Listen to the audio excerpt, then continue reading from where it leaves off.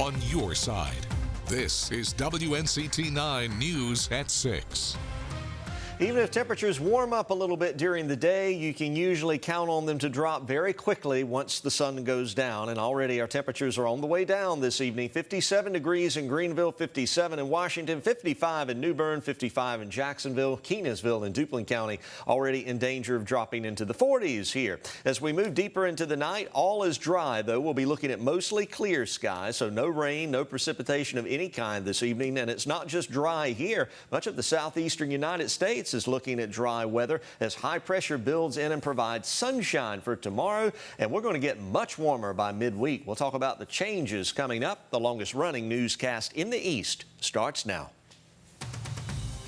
Now at 6, East Carolina University is remembering the life of Jeff Charles. I'm Erin Jenkins live at Dowdy-Ficklin Stadium with more about The Voice. And it's been 1 year since a tragic plane crash took the lives of 8 people in Carteret County. How the community is continuing to honor their memories. And that is where we begin here on your news at 6 o'clock tonight. Good evening, everyone. I'm Ken Watlington. And I'm Angie Casada. Thanks for joining us. Now let's take a look at what exactly happened 1 year ago. Officials say the plane took off from Pitt Greenville Airport around 12:30 that afternoon and landed at Hyde County Airport about 20 minutes later. The plane then took off again from Hyde County around 1:30 that afternoon and ended up crashing off the Crystal Coast just after 2 o'clock. 3 miles away from Drum Inlet. That's near the Atlantic community. The passengers on board were on their way home from a hunting trip. And so the search for those passengers and the crew on board began. Search crews and officials quickly found the first of the 8 victims within the first day, as well as a small debris field off the coast. Carteret County Sheriff Asa Buck explained that first day the main cabin was still missing. We're also still at this time in the process of locating the main part of the plane, the fuselage, in an attempt to locate that section of the plane and to continue to locate any of the passengers that were aboard the plane. Then on day 3, officials ended the search, crews finding the plane in 60 feet of water, also the bodies of the remaining victims and the crucial flight recorder. That would lead to the NTSB finding out no distress call was made before the crash. And the victims you see here, the pilot Ernest Rawls, his son Jeremy Rawls, Hunter Parks, Stephanie Fulcher, and 4 teenagers, Jake Taylor, Cole McInnes, Daley Shepard, and Noah Stryon. And now the bodies that are recovered. The outpouring of support started in the Down East community. Schools, churches, and families coming together to honor them all. Prior to coming to Carteret County, I'd heard quite often the term Carteret Strong, particularly in the aftermath of Hurricane Florence. I've absolutely seen what it means to be Carteret Strong. When it comes to tragedies like this, we are sisters and brothers and friends and family, and so we come together.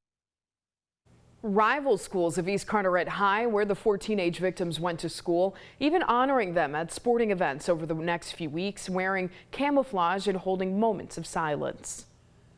And the news about this crash just continues to pour in. Just 2 weeks ago, families of 5 victims settling a $15 million lawsuit against the companies that owned the plane and employed the pilot Ernest Rawls.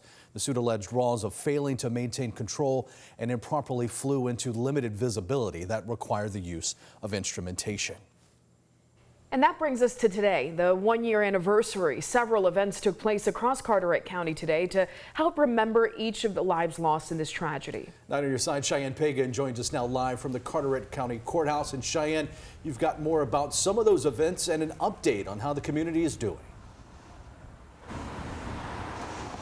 The top of the Carteret County Courthouse will be lit up blue in honor of the victims. It's a glimpse into how the community has come together to heal and move forward over the past year. On the lawn of Atlantic Elementary now sits 5 freshly planted trees with blue ribbons attached to them.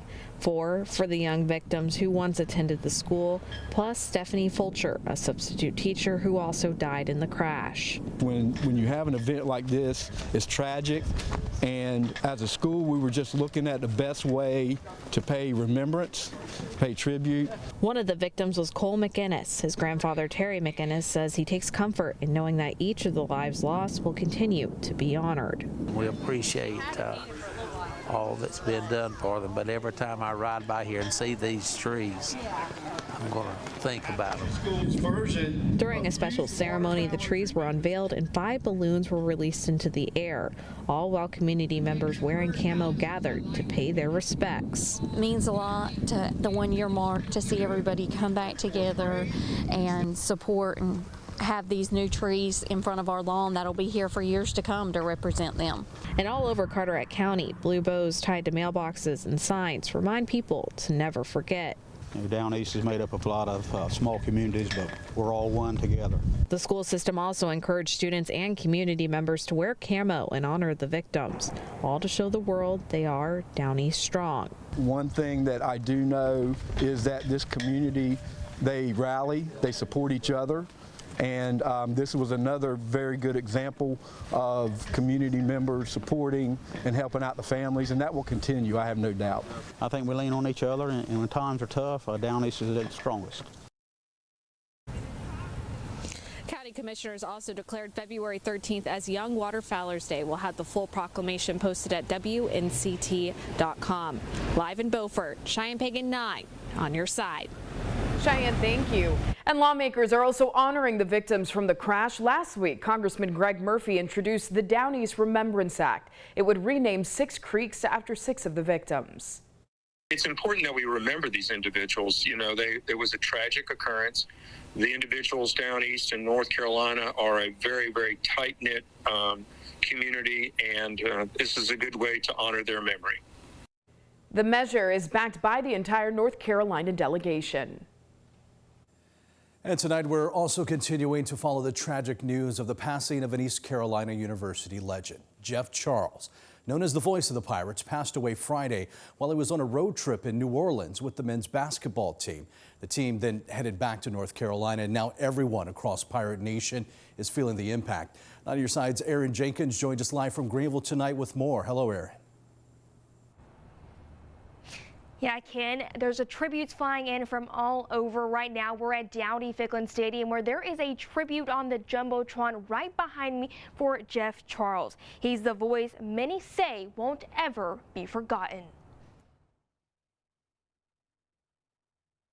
There's the snap, ball down, the kick is up. The voice, it became so familiar to many. 3 yards out, you can paint this one purple. Growing up, you know, all I'd hear was, you know, Jeff Charles on the radio, and on the way coming into town or leaving town, you always heard that, and he was a staple in my life. His voice and him as a radio personality is synonymous with this community, with East Carolina athletics, with the university, and then I would say all of Eastern North Carolina. Those who knew him say he knew what it meant to be a pirate, whether over the radio waves or just in life. His level of passion for ECU athletics, and you know, just the way that he carried himself on game day. Him as a great broadcaster, one, but just an incredible human being,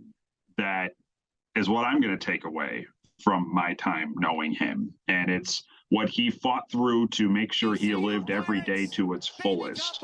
You could hear it when you heard one of his calls, and you knew it every time you talked to him. Corey Glore spent 6 years working for baseball at ECU. He's now the director of broadcasting at Tulane. He was eager to see Charles on the call in Louisiana when he heard the news. It was just a gut punch. It was the fact that, you know, yeah, I was incredibly eager to see him. But, you know, you could walk around Greenville and you can just say the voice, and everyone would know what you were talking about. It's because that was him as a person first. And with a quiet stadium now, everyone says the voice will always be remembered loud and clear. It is Jeff Charles' territory, and so he had a tremendous impact on all of them. That impact is being felt today, and it will be felt for a very long time. Right now, the athletics department says they're working with the Charles family to set up details on how his legacy will be honored and celebrated. We'll share those details with you as soon as we know them. Live in Greenville, Aaron Jenkins, 9 on your side. Aaron, thank you. And as the tributes to Jeff Charles continue to roll in from the east and beyond, we're sharing them with you. 9 on your side has some of the best and notable tributes on our website, from our very own Brian Bailey to sports broadcasters and coaches all around the country. They are in this article over on WNCT.com. Turning now to your crime tracker this Monday, Onslow County Sheriff's deputies are looking for the person responsible for shooting a man today on New Bern Highway. And they say the 20-year-old was driving around 1:30 this afternoon when he was shot. That led to him wrecking his car into the median. He is now recovering at a local hospital. The suspected car used in the shooting is a black Camaro with tinted windows. If you have any information about what happened, you're asked to call the Onslow County Sheriff's Office. Now to an update from the Department of Veterans Affairs. They're now urging former service members whose illnesses may be linked to the contaminated water at Camp Lejeune to continue making disability claims, even if it might complicate future claims. This comes after the signing of the PACT Act, which seeks to make significant improvements to health care for veterans exposed to those toxins. The U.S. Environmental Protection Agency is visiting Jones County for a community discussion around water quality improvements. Local and state officials met to hear about President Biden's efforts to provide clean water throughout the country. 9 on your side's Claire Curry attended the press conference and roundtable and brings us more on what was discussed. Agents from the EPA announced a $2 billion investment from Biden's bipartisan infrastructure law to work to remove PFAS from the water systems, including right here in Maysville. Back in 2019, high levels of PFAS contamination was detected in the town of Maysville's only well, affecting over 450 customers throughout the county, having them to rely on the supply from Jones County water until now. U.S. EPA Administrator Michael Reagan announced their new Emerging Contaminants in Small or Disadvantaged Communities grant program to help rural areas like Maysville. Through this grant program, this year alone, this 1 year alone, North Carolina will receive nearly $62 million for projects that specifically address PFAS and emerging contaminants in drinking water in our small and rural communities. The EPA will provide over $5 billion between now and 2026 to help other areas throughout the country. Maysville Town Manager Shumata Brown says they are making the switch to their new well treatment system within the next 6 months. During the roundtable, officials also spoke on the importance of informing and educating other communities about PFAS contamination. In Maysville, Claire Curry, 9 on your side. Coastal Carolina Regional Airport is getting some help from a grant. Still ahead on WNCT 9 News at 6, how the money will be used at the airport there in New Bern. Also coming up next, your complete Storm Team 9 7-day forecast. We're certainly off to a brighter start for our work week. Can we keep the streak of sunshine-filled days going? We'll have the answer next.